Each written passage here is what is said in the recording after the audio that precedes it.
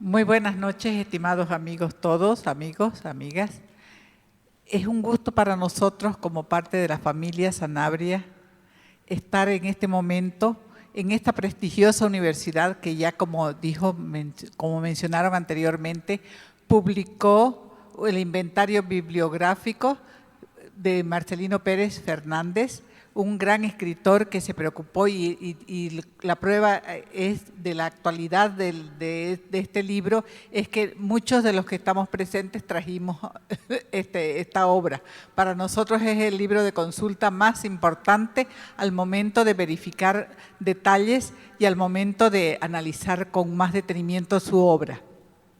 Entonces, el agradecimiento de parte de la familia a la Universidad Privada de Santa Cruz, a los organizadores y a todos aquellos que se han preocupado por estudiar la obra y la producción literaria e histórica, lingüística, geográfica de nuestro padre, de Hernando Sanabria Fernández. Muchas gracias. Vamos a comenzar sin más.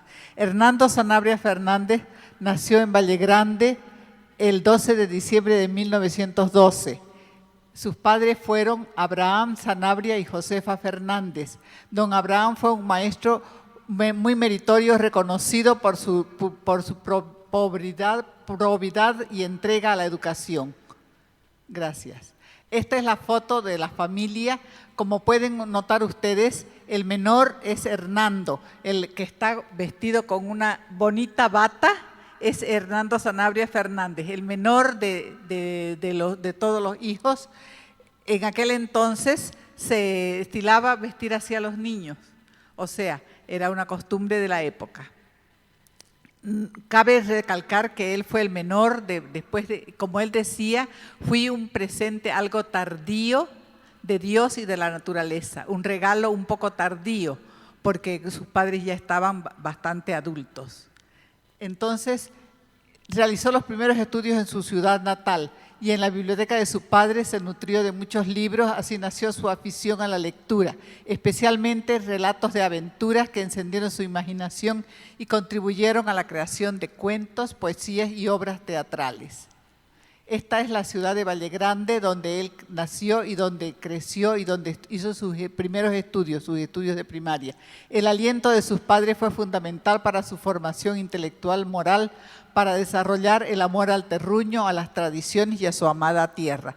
Porque hay que destacar que él se dedicó primero a destacar la obra de su local, o sea, la obra de su región, de Valle Grande. También destacó después la obra, o sea, se dedicó a estudiar y a publicar sobre la creación en muchas facetas, Después va a abordar la producción literaria. Esto es Santa Cruz de la Sierra en los años en que él estudió. La catedral, bueno, esta es una fotografía de joven. Continuamos, esta es donde estudió en la Universidad de Sucre. Participó activamente en la Guerra del Chaco, fue herido en el campo de batalla. Recibió posteriormente la Cruz de Guerra, la medalla de excombatiente de la Guerra del Chaco.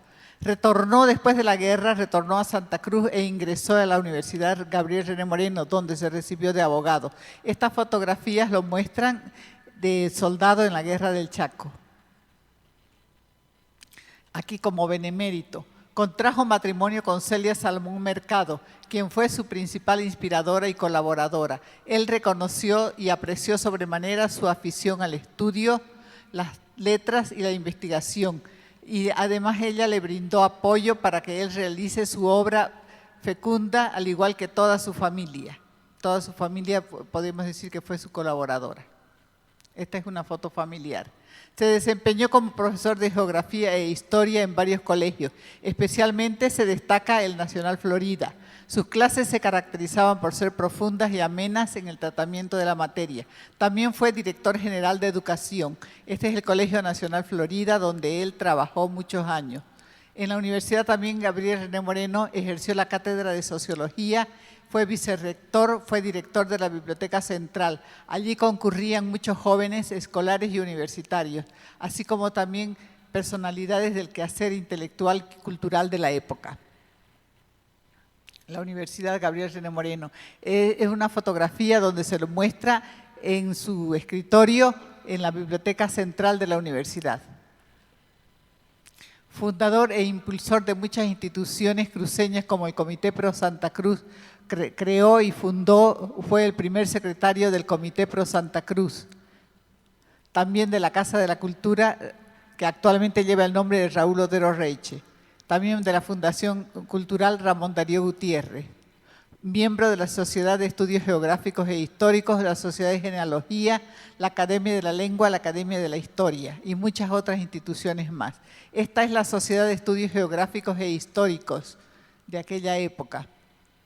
Se destacan como personalidades ahí Plácido Molina Mostajo, la doctora Elfie Albrecht y otras personalidades más muy conocidas en la época por su labor y su labor en el campo de la investigación histórica y geográfica. También posteriormente desempeñó funciones de consejero cultural de la Embajada de Bolivia en España y en esa época trabajó en el Archivo de Indias recopilando documentación de importancia para sus estudios posteriores. Esta foto se encuentra posando en el monumento a Cervantes en Madrid, también aquí en España. También recibió numerosas distinciones y condecoraciones, entre ellas la Orden Boliviana de la Educación, recibida por su labor docente. El gobierno español, en mérito a su obra de contenido histórico, social y cultural, le concedió la Orden Española del Mérito Civil. Recibió la máxima condecoración nacional, que es el Cóndor de los Andes. Esta es una fotografía de algunas de las medallas que recibió en el transcurso de su vida. Este es un congreso de historia llevado a cabo en Brasil. Aquí encontramos una fotografía en el monumento a Martín Güemes, en Salta. Aquí recibiendo el Cóndor de los Andes, el año 1986.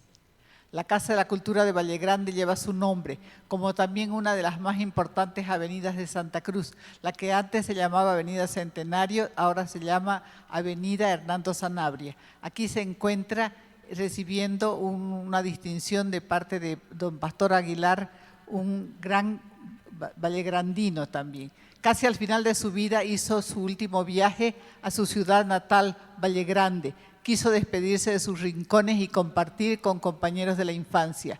Murió el 10 de agosto de 1986 en la fiesta de San Lorenzo, santo al que profesaba particular devoción. Aquí se ve su despedida, paseando por las calles de Valle Grande. Aquí también está, él se encontraba ya enfermo y fue llevado hasta Valle Grande para que se despida de sus amigos, compañeros de la infancia. Y aquí hay notables personalidades de Valle Grande que se encuentran acompañándolo. A continuación, mi hermana Carmiña va a hacer una exposición sobre la obra de Hernando Sanabria. Acá. Ya, de esta parte también de manera breve, porque estos temas serán profundizados por William y por Humberto, seguramente. Entonces nada más es compartir algunos aspectos de la obra y de la producción, ¿no? Y para eso una fuente ineludible, digamos, es la obra de Marcelino Pérez Fernández, de la que ya mencionaron el título y que fue también editada por la UPSA, ¿no? Entonces, justamente Marcelino Pérez plantea de que la obra de Hernando Sanabria tiene como dos etapas. Una primera etapa donde es estudiante, es muy inspirada con los versos, con la poesía amorosa, patriótica y con diversas temáticas, y una segunda etapa desde 1950 hacia adelante que ya tiene que ver más con la investigación, con el ensayo, con la historia, las biografías, ¿no?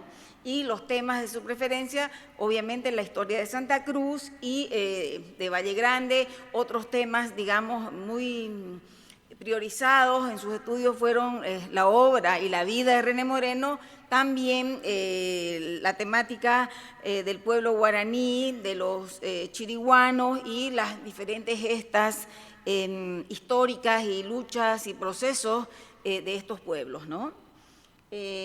Bueno, acá viene René Moreno, ¿no?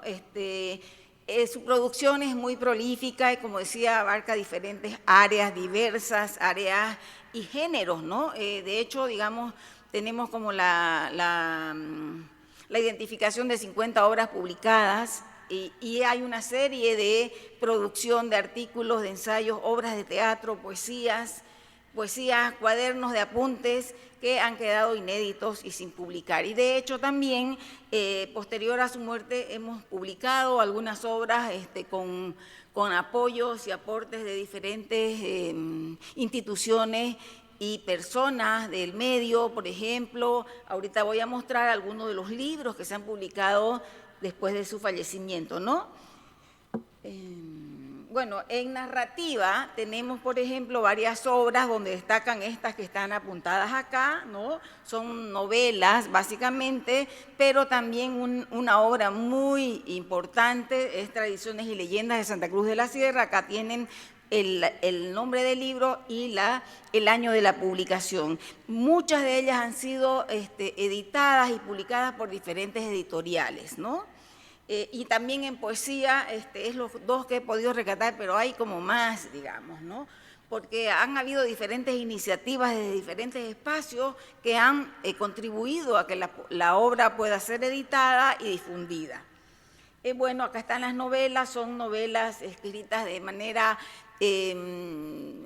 con tramas muy interesantes, con una prosa muy amena, muy divertida, sencilla, digamos, pero tocando temas que tienen que ver con las experiencias de su vida de estudiante en Sucre, ¿no? De la vida del pueblo en Valle Grande, como La Muña, y así, por ejemplo, Yuparesa, que también es una novela con un trasfondo histórico, ¿no?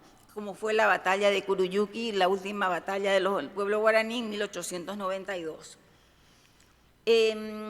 Acá también Tradiciones y Leyendas de Santa Cruz, que recopila, digamos, tradiciones y relatos que circulaban oralmente, ¿no? Y acá otros libros como Cuentos sobre Valle Grande. Bueno, a nivel de biografía, algunos críticos y estudiosos de la obra justamente señalan que uno de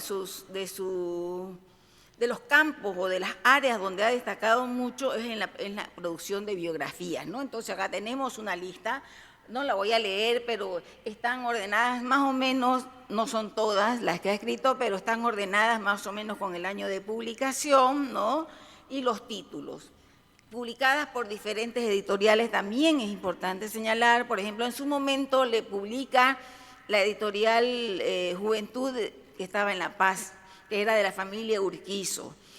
También le publica la editorial la familia Gutentag, que se llama Amigos del Libro, de Gutentag, y también posteriormente el Fondo Editorial Municipal, un fondo editorial de la Prefectura, y así además algunas instituciones, por ejemplo, el Tribunal de Justicia, ¿no? La Corte de Justicia, también publica y edita algunas obras, ¿no?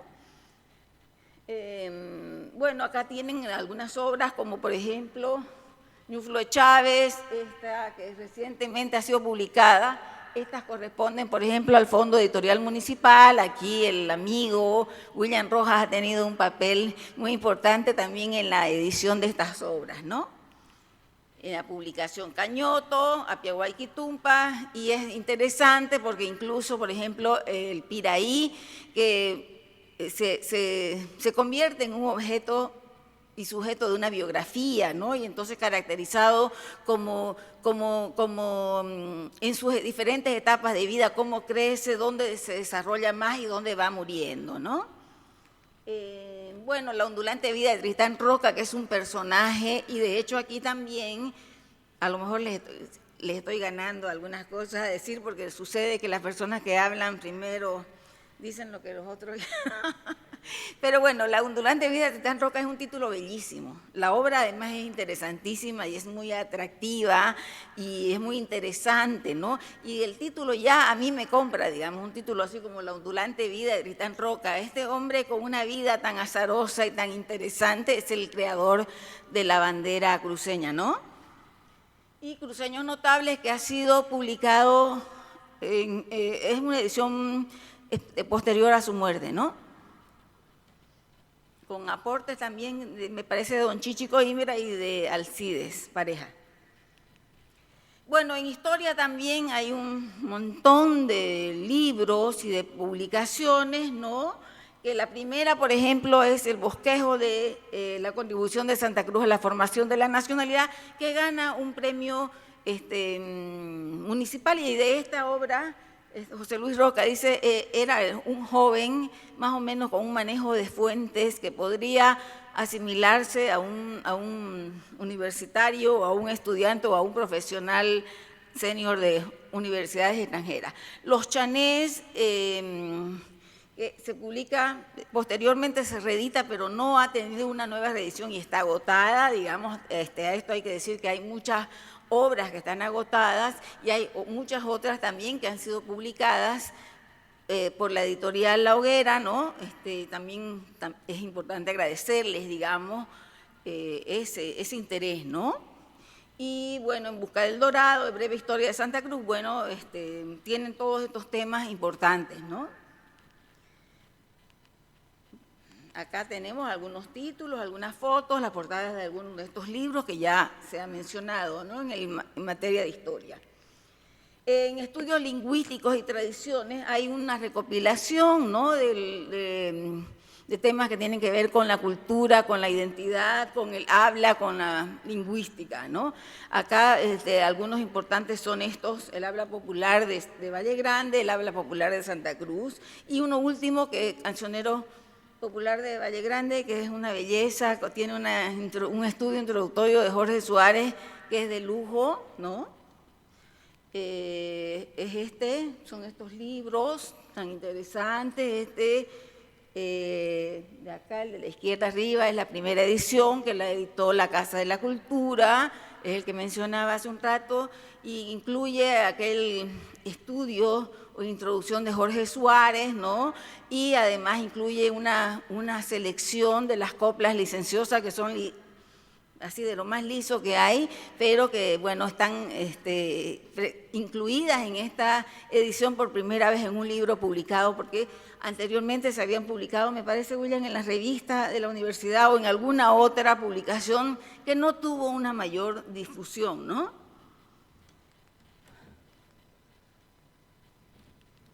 Bueno, estas, por ejemplo, son cosas que no se han publicado sobre el idioma guaraní, ¿no? Y el habla de Valle Grande. Son viejitas, pero valiosas. En música, quizás sea una faceta no muy conocida, pero ha creado la letra de Taguirari, Chovena, que cantamos y que a lo mejor no sabemos que es el autor, que la compuso con el maestrazo don Susano Azogue, ¿no? Este es un librito bonito que tiene además publicado por Casa de la Cultura, que tiene además las notas, ¿no? Y acá están tres, no se ven, ¿no? ¿Se ven? Están las letras de Aragán, que es un Taquirari. ¿Cuál más? Yo no lo veo. Carretero Enamorado. Y el otro, bueno, no importa. Y en investigación socioeconómica, esta publicación es posterior a su muerte, ¿no? Desde hace cuántos, hace unos 8 años más o menos, es Apuntes para una investigación sobre la clase media en Santa Cruz, es un ensayo, y son publicaciones, artículos que estaban publicados en la revista de la universidad y el boletín de la Sociedad de Estudios Geográficos Históricos, ¿no? Entonces también es una publicación del Fondo Editorial Municipal, ¿no? Bueno, ya, aquí hay dos cosas que me gustaría... Pásame mi agua, por favor. Ahí, Maricela, en mi cartera. Hay dos cosas que me parece importante resaltar de la obra, ¿no? Y que llaman la atención de alguna manera porque son temas de los cuales se ha hablado, se ha hecho alguna crítica, que es interesante. Por ejemplo, dos cuestiones que tienen que ver, una primero con el método, con la aproximación histórica que hace Sanabria, ¿no es cierto?, en sentido de que su reconstrucción de personajes históricos, ¿no?, y mediante fuentes documentales y archivos, pero también recurriendo a la historia oral, ¿no?, al saber popular, y eso le da un valor importante. y él mismo lo dice, que trata de leer al personaje, digamos, también acudiendo a elementos del contexto, no necesaria, desentrañar al personaje en ese contexto y no solamente a través solamente de la lectura o la interpretación del documento histórico. Entonces, esos materiales, y justamente Marcelino lo plantea, que esos materiales que están articulando leyenda, historia, tradición oral, el conocimiento y la sabiduría popular, no le van a quitar rigurosidad ni seriedad no le quitan rigurosidad ni seriedad ni legitimidad al trabajo, digamos, porque están señalados además explícitamente, estoy pensando esto de esta manera o estoy tratando a este personaje y este hecho histórico en este contexto, ¿no? Ese es un punto, me parece importante, o me considero que es clave, digamos, puntualizarlo o comentarlo, y las lecturas de la obra, porque a veces tenemos los lectores, las lectoras actuales, tenemos la tendencia a, es que no incluyó esto, no habló de aquello, o no dijo nada sobre tal tema, digamos. Y, o sea, ¿qué tan válido es que la lectura que hacemos ahora de una obra la leamos con los ojos de ahora y no le demos una lectura creativa? Y aquí me parece tan interesante lo que hizo el grupo Voyeur Teatro, digamos que es una lectura activa y creativa de tradiciones y leyendas de Santa Cruz, que rescata esta historia del Coto Colorado, pero además con esa lectura contemporánea, digamos, asume el reto de hacer una obra de teatro relacionando esta historia que contábamos, y que Coto Colorado mató a su mujer con un cuchillito más muto que él. Era una historia, digamos, de amor, de horror y de muerte, de feminicidio, y realmente el autor no la pensó así, la pensó rescatando esta historia y contándola, recuperando esa tradición o ese cuento, y el grupo de teatro hace la obra, monta la obra justamente relacionándola, porque es una lectura activa y creativa, me parece, en vez de decir lo que no dijo o una cosa que no incluyó o que no desarrolló, pero cuando la podemos leer desde esta perspectiva más crítica, más activa y más creativa, podemos encontrarnos cosas como esta. Eso sería lo que querríamos compartir con ustedes. Muchas gracias.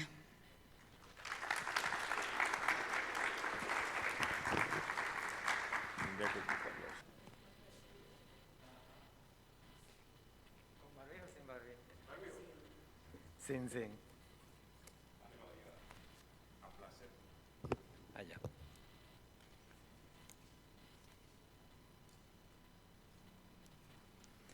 Muy buenas noches a la audiencia, a la familia Sanabria Salmón. Yo me voy a permitir leer un texto porque soy malísimo para expresarme de otra manera. Lo titulé Breve acercamiento a Hernando Sanabria Fernández. Las personas no somos objetos, por eso no podemos ser objetivas. Irene Vallejo. Me valgo del epígrafe para poner por delante que las líneas que a continuación leeré a ustedes están cargadas de subjetividad y o parcialidad. Con esta advertencia, entonces, lo que a continuación se expresa será un recorrido de nombres relacionados de una forma u otra con la personalidad objeto del tratamiento en la Cátedra Manfredo Kempf, Mercado, bajo el auspicio de esta superior casa de estudios, es decir, don Hernando Sanabria Fernández. Debo entonces comenzar agradeciendo al responsable de la cátedra, don Enrique Fernández García, por la osadía de incluirme como participante de esta mesa dedicada a Sanabria Fernández. Y digo esto dado que el suscrito no es un especialista ni en la vida y menos en la obra del autor objeto del presente encuentro, y más todavía cuando mi formación académica aún no concluye.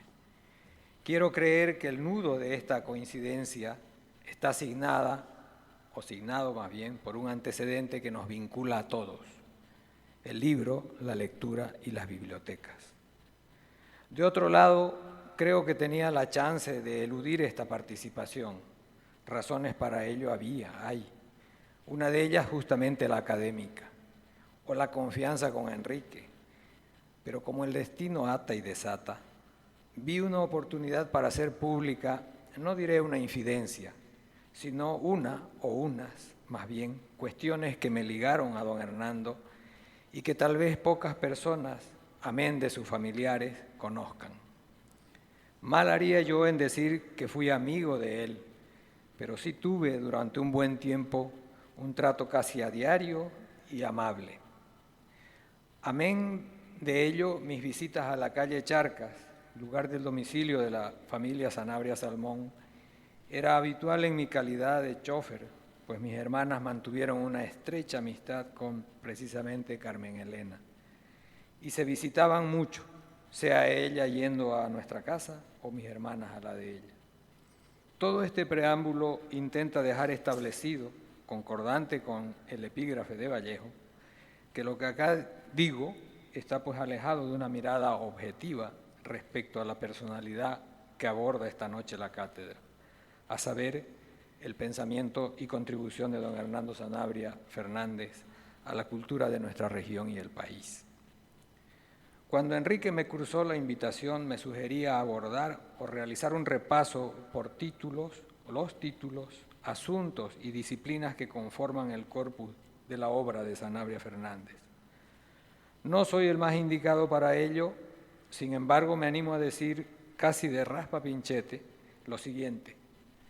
Carmen Elena dijo 50, yo contabilicé alrededor de 45. En la Biblioteca Municipal no tenemos el libro de don Marcelino Pérez, cuyos contenidos abordan la historia, geografía, etnología, biografía, lingüística, poesía, música, novela, por citar algunas de las disciplinas que él trabajó, con lo cual se puede concluir que estamos frente a un verdadero polígrafo.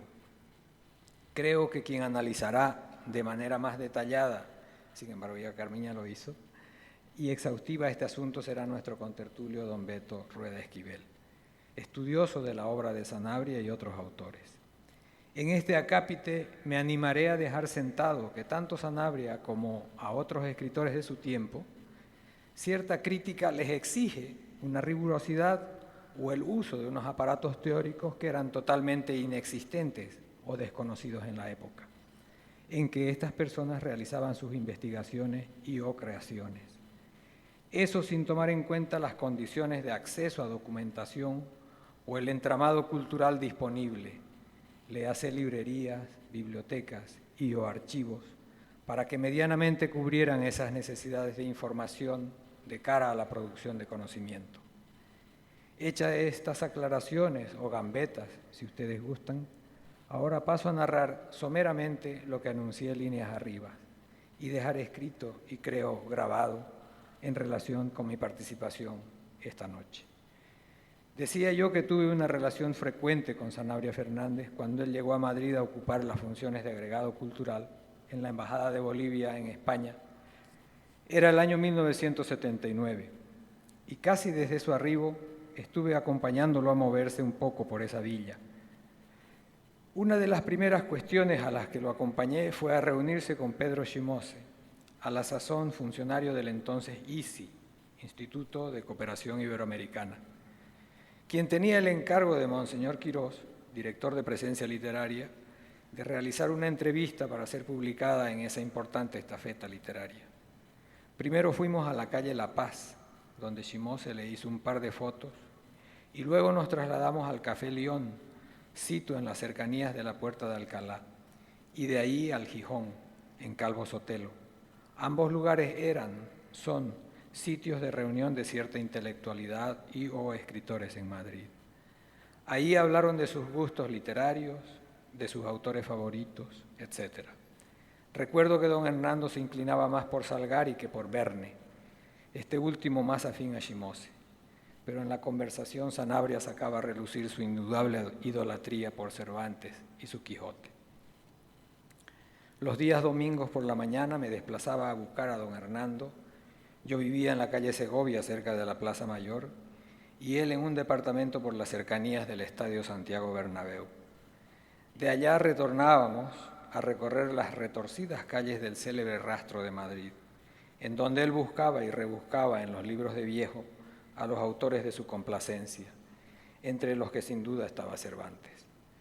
Y otra vez el destino, es seguro que algunos de esos ejemplares o títulos son los que me rodean en la biblioteca municipal. Ni él ni yo sospechábamos entonces que ese hecho sucedería. Creo que don Hernando, van a disculpar, en alguna de sus anteriores visitas a España, sobre todo al Archivo de Indias en Sevilla, se había quedado con las ganas de hacer un recorrido por La Mancha. Entonces, aprovechando que un paisano nuestro, Luis Michi Mercado, tenía una peta a la que bautizamos con el nombre de Rocinante, un fin de semana nos fuimos a realizar un rápido recorrido por algunos de los pueblos nombrados en el libro que él tenía en su memoria y era una de sus mayores querencias. Me encargó que anotara los nombres de los pueblos recorridos y los detalles que se pudieran, pues él pretendía publicar un opúsculo con dicha información. Yo anoté todo cuanto pude y al retornar a Madrid le entregué la esquela. Voy a enumerar algunos de los pueblos visitados, no todos, según fuimos arribando a ellos. Quintanar de la Orden, El Toboso, sitio de nacimiento de Aldonza Lorenzo, la célebre Dulcinea. Campos de Criptana, donde se pueden apreciar los famosos molinos de viento, los gigantes contra los que acometió el caballero de la triste figura. Tomelloso, Argamasilla de Alba, ahí visitamos las cuevas de Medrano. Según se cuenta, Cervantes estuvo prisionero un tiempo en ellas. En este pueblo vivió también el bachiller Sansón Carrasco, quien se enfrentó con Don Quijote intentando que vuelva a sus cabales y haciéndose llamar el Caballero de los Espejos, entre otros nombres. Puerto Lápice, lugar en el que está supuestamente la venta en donde se arma de caballero a Don Quijote. Azorín cita esta aldea en su ruta de Don Quijote.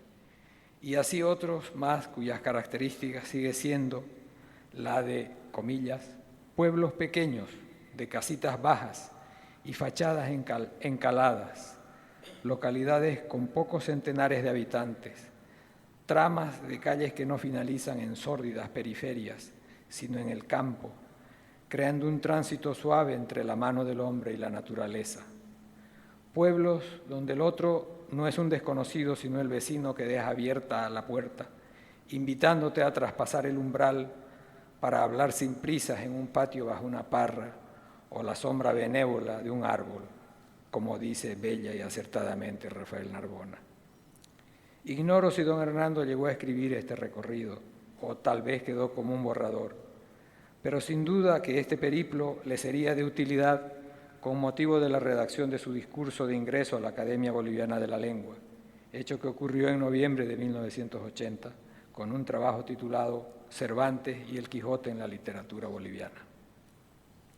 Anticipaba líneas arriba otra vinculación, muy querible para mí, pues se trata de lo hecho por Sanabria Fernández y lo que escribe un gran poeta nacional como don Jorge Suárez, refiriéndose a él de la siguiente manera, comillas: ahora me vengo a enterar que don Hernando Sanabria Fernández, a más de acucioso investigador de la historia, narrador de costumbres, filólogo y poeta, era también, y en grado sumo, un fino humorista.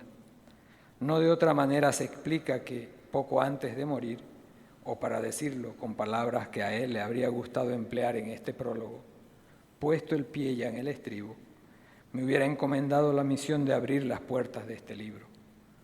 Cumplo con su encargo y he aquí, para propios y extraños, la segunda versión, corregida y aumentada, del cancionero popular de Valle Grande. Y más adelante agrega Jorge Suárez: si un campesino pinta, es un artesano, no un artista. Si un campesino improvisa una canción, es un copleador. No debe extrañarnos, por lo tanto, que la historia oficial de nuestra literatura omita la copla, cuando es en la copla donde están presentes las particularidades más legítimas de nuestra personalidad cultural.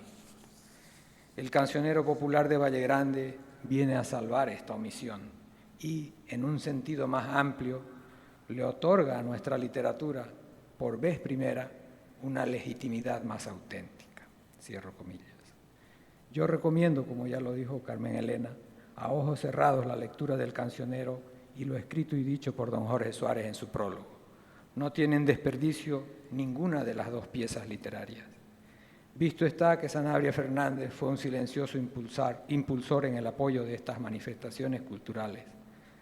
Concretamente al propietario de Radio Yaguarí, don Osvaldo Vergara, en Valle Grande, en la realización de los festivales de música de los valles.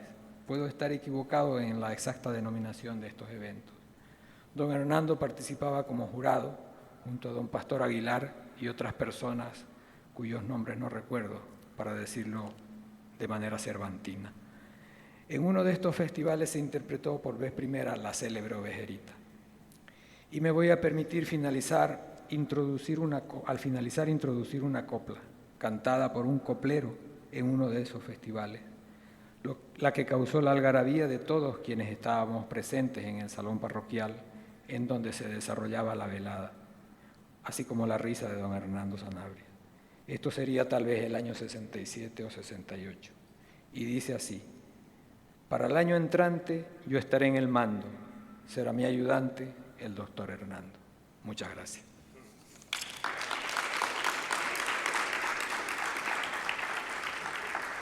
Gracias, Enrique.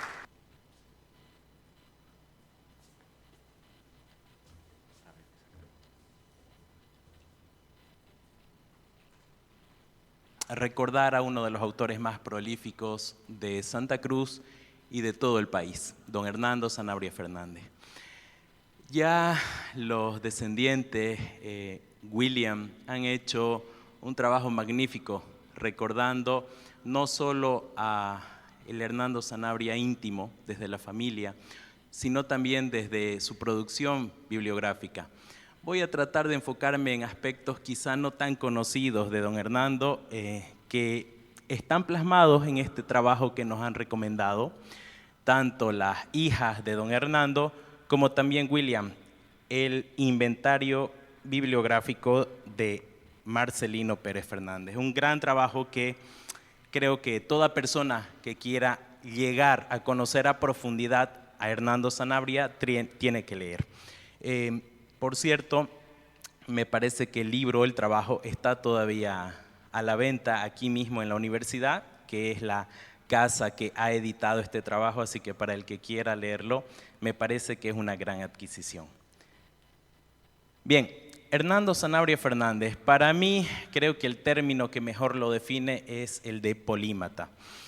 Ya hemos visto cómo don Hernando incursionó en muchísimos campos del saber, no solamente la historia en el que era tan conocido, en el que llegó a sobresalir, sino la música, la poesía, la literatura, etcétera, etcétera. Yo he puesto aquí como fecha de nacimiento 1909, discrepando un poco de la fecha tradicional que es 1912, ya que el mismo Marcelino Pérez descubre la partida de nacimiento original de don Hernando que corresponde a 1909, 3 años antes, ¿verdad?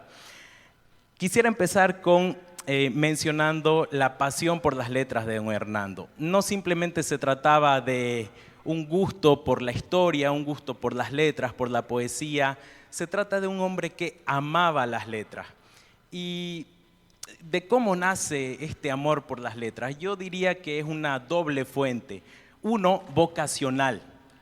Nace con un gusto ya irremediable por las letras y por la escritura, como lo vamos a ver un poquito más adelante. Y la formación. No es en vano que tantos historiadores cruceños mencionen y se cansen de mencionar el hecho de que Santa Cruz en el siglo XIX hasta inicios del siglo XX haya tenido una educación tan sobresaliente. No se trata de un regionalismo ególatra. En realidad Santa Cruz tenía una educación bastante alta en relación al resto del país. Hernando Sanabria Fernández no era el único de su generación que gustaba de las letras. Hay toda una generación de intelectuales, por así decirlo, que nacen ya con una vocación fantástica por las letras y que tienen una formación increíble ya desde pequeñitos en la escuela, tanto en Valle Grande como aquí en Santa Cruz. Cabe mencionar a Julio Prado entre sus contemporáneos, Remberto Prado Montaño, no solo militar y abogado respectivamente, sino también escritores, Remberto Prado músico, poeta, faceta muy poco conocida de este magistrado de la Corte Suprema. Cultores de esta pasión. Para mencionar a los cultores de la pasión de don Hernando, he querido mencionar a dos especialmente, a dos personas. Su padre, Abraham Sanabria, como ya lo ha mencionado Carmiña Sanabria. El profesor Abraham Sanabria creo que fue uno de los principales cultores de esta vocación literaria de don Hernando. Tenía una biblioteca fantástica. No solo por el hecho de ser profesor, sino también porque gustaba de las letras. Inclusive dejó muchos textos inéditos, todos ellos, que heredó don Hernando y que quizá por una, qué sé yo, sugestión o el hecho de tener una pequeña pena interna, no quiso llevar a imprenta. Trabajos que hasta el día de hoy continúan inéditos del profesor Abraham Sanabria. Y por supuesto al padre Adrián Melgar y Montaño. Hay una crónica, un relato pequeñito muy interesante acerca de cuando llegan a conocerse el padre Adrián Melgar y Hernando Sanabria. El padre Melgar trabajaba en Valle Grande como vicario de la parroquia junto al párroco, el padre Víctor Rueda, y Hernando Sanabria tenía 11 o 12 años aproximadamente y ya había escrito su primer trabajo histórico, una pequeña biografía del brigadier Francisco Javier de Aguilera. Su padre, el profesor Abraham Sanabria, lo lleva donde el padre Adrián, porque el padre Adrián ya era conocido por ser un historiador, ya publicaba en la prensa vallegrandina y en la prensa cruceña. Cuando va a ver y le muestra el pequeño Hernando Sanabria su trabajo al padre Melgar, el padre Melgar le dice, más o menos de forma textual, lo cito: tienes buen gusto, tienes buena letra, pero para ser historiador tienes que leer mucho, tienes que comerte no tanto los libros, sino los archivos. Tu escritura es un poco endemoniada, al igual que tu pelo, pero no importa. Si sigues escribiendo así, vas a llegar a ser un gran historiador. Es una crónica fantástica que la narra el mismo Hernando Sanabria en su autobiografía y que muestra cómo ya desde muy pequeñito, 11, 12 años, ya no solamente leía, sino también escribía. Figuras tutelares, he querido llamarlo así, usando el mismo término que usó don Hernando para designar a sus tótems, a sus vacas sagradas de la escritura. Desde muy pequeño, desde sus 10, 11 años, Manuel María Caballero. Él mismo narra cómo desde sus estudios en Valle Grande, en Santa Cruz, luego en Sucre, tenía a Manuel María Caballero como una especie de genio tutelar en sus palabras, que sentía que lo acompañaba y que sentía que era una especie de protector en las letras, que lo guiaba. Es más, cuando llega a Sucre, se dedica a seguir los pasos de Manuel María Caballero y escribe una pequeña biografía que quedó inédita hasta el día de hoy, lamentablemente.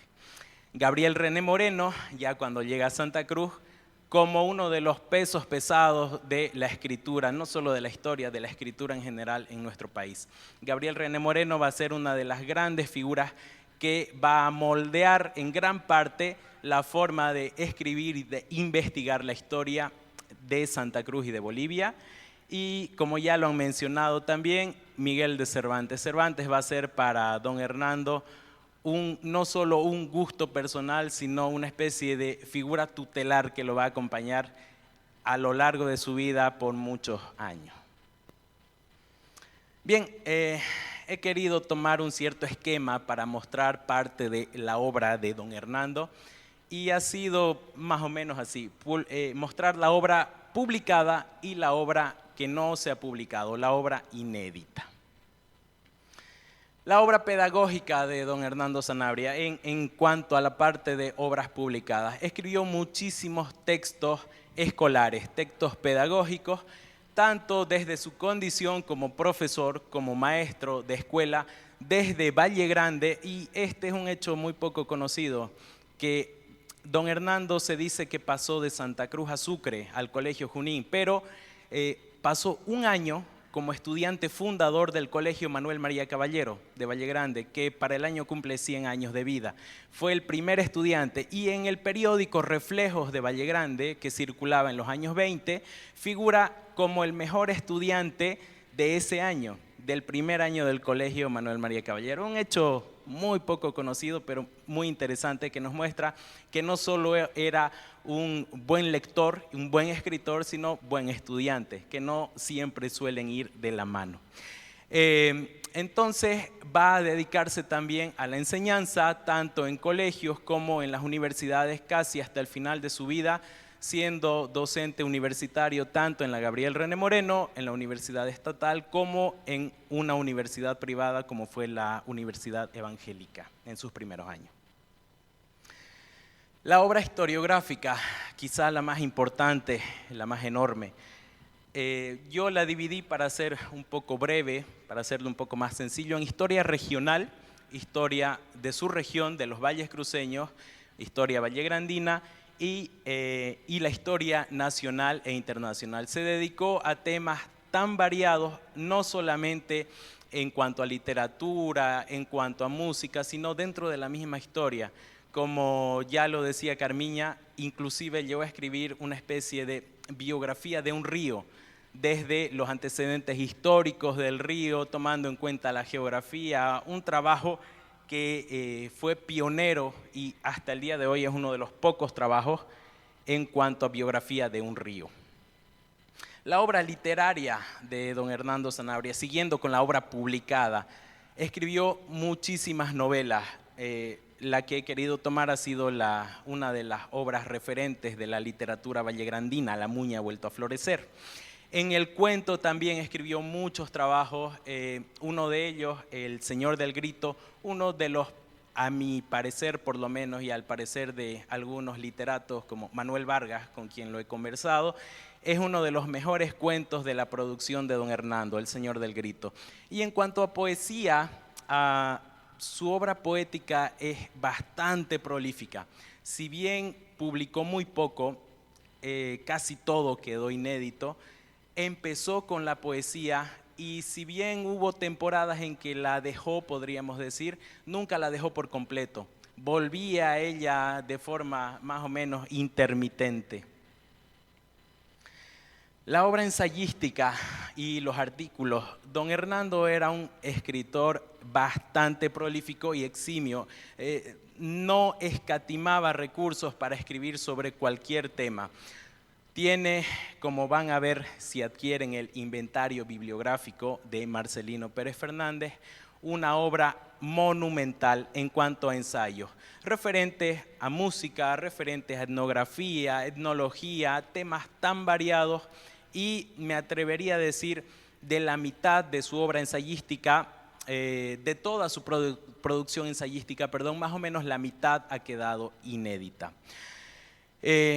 Muchos ensayos en formato de libro, como el que nos mencionaba Carmiña Sanabria sobre las clases medias en Santa Cruz, y ensayos como parte de colecciones, como parte de libros, como parte de revistas. Hemos visto que publicó muchísimo en las revistas de las asociaciones a las que pertenecía, como la Sociedad de Estudios Geográficos e Históricos de Santa Cruz, muchas agrupaciones a las que él ofrecía sus trabajos literarios. Y artículos.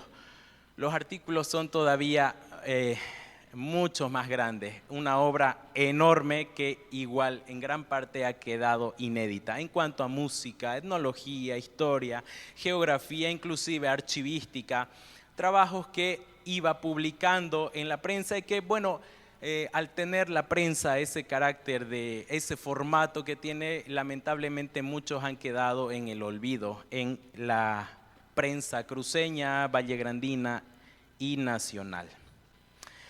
Comentarios a trabajos, prólogos y más. Don Hernando era gentil con sus colegas escritores.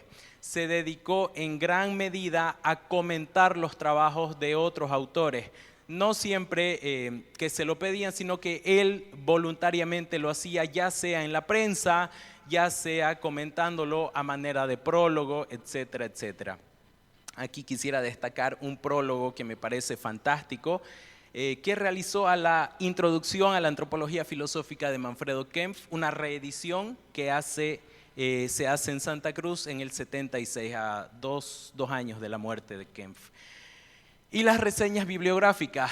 Don Hernando Sanabria fue un lector empedernido, así que de todas sus lecturas escribía pequeños comentarios que iban desde una página hasta un párrafo, según viendo sus archivos, hasta comentarios que llegaban o alcanzaban las 10 páginas en algunos casos.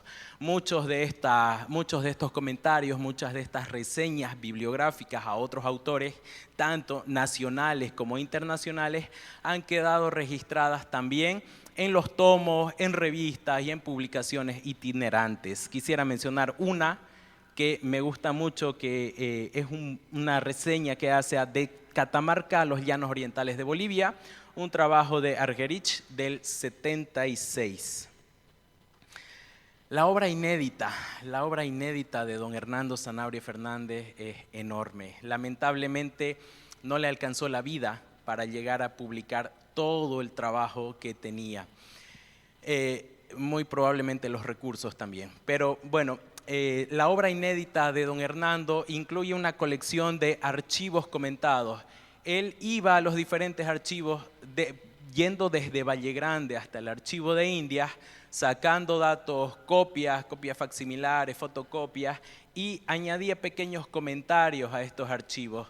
Todo este trabajo lamentablemente ha quedado inédito. Seguramente alguno lo usó para escribir algún trabajo, pero no solo esta colección, sino sería, creo, un trabajo encomiable, bastante encomiable, el rescatar toda esta producción inédita, incluida una autobiografía de don Hernando, que también está inédita, y llevarla a la imprenta, por lo menos en formato digital, para que esté al alcance de todos. En cuanto a poesía también, como ya lo mencionaba, gran parte de su obra poética quedó inédita. Don Hernando, desde muy pequeño también, revisando sus libros autobiográficos que escribía desde sus 12 años, me parece, contiene muchos poemas, inclusive dedica muchos libros enteros a escribir poemas. En sus estancias en Sucre, en Santa Cruz, redacta muchísimos poemas que lamentablemente están inéditos. Biografías, tiene muchísimas biografías que, como ya hemos visto de la mano de Carmiña Sanabria, han llegado a la imprenta, pero otro tanto que han quedado inéditas, como la que mencionaba de Manuel María Caballero, la biografía del brigadier Francisco Javier de Aguilera y muchísimas otras, como él mismo menciona en un trabajo que se publicó ya de forma póstuma, que fue Cruceños Notables, en el 91, si mal no recuerdo, un trabajo al que él añade una serie de nombres y que dice, sería bueno que alguien termine este trabajo que yo no logré terminar. Y es de destacar que en la lista de personajes que no llega a biografiar en su trabajo está el nombre de su padre. Nunca se animó a escribir sobre su papá. Novelas también, y aquí quisiera rescatar una especialmente, para mostrar el afecto que le tenía a su tótem, a su vaca sagrada, Manuel María Caballero. Escribe una novela titulada La Isla. La llama exactamente igual a la novela de Manuel María Caballero y retoma la misma historia, la historia de Caballero, este escritor vallegrandino decimonónico del siglo XIX, pero le da otro matiz, más o menos la actualiza al siglo XX, de la misma forma que lo hizo Jaime Mendoza, con la misma obra, La Isla, y titulándola de la misma forma. Tenemos entonces dos versiones más de La Isla entre los seguidores de Manuel María Caballero. Con esto he querido mostrar de forma muy apretada la enorme producción bibliográfica de don Hernando Sanabria Fernández, y termino con los cuadernos autobiográficos y las notas etnográficas. Los cuadernos autobiográficos son una serie de cuadernos, decenas y decenas de cuadernos, en los que tenemos toda su vida desde sus 10 años, aproximadamente 11 años, si no me equivoco, hasta su mediana edad, hasta sus 40, 50 años aproximadamente. Pero no solo se trata de una persona hablando de sí misma, sino estamos leyendo un trabajo en el que muestra el contexto, cómo era Valle Grande en la época, Sucre, Santa Cruz. Encontramos nombres valiosos, datos muy valiosos para la historia cultural de Bolivia del siglo XX. Un trabajo fantástico, autobiográfico, que igual está inédito. Y las notas etnográficas, sobre todo referentes a Santa Cruz y a su Valle Grande querido, que también están inéditas en su gran mayoría, que utilizó para escribir algunos trabajos, pero que la gran parte está inédita, en las que hace observaciones bastante detalladas de la sociedad vallegrandina, la sociedad cruceña de su época. Bien, para terminar, solamente recalcar como fuente para entender a don Hernando Sanabria este fantástico trabajo impulsado por esta Casa de Estudios Superiores, publicada en el 95. La obra de Marcelino Pérez Fernández referente a don Hernando es exhaustiva, es un trabajo, me parece, de los mejores que se ha hecho en cuanto a estudios bibliográficos sobre un escritor nacional boliviano.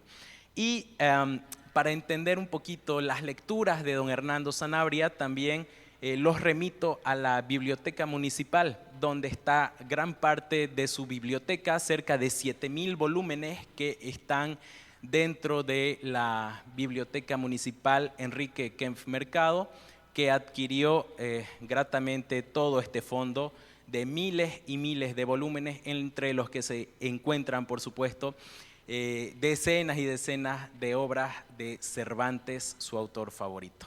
Muchísimas gracias.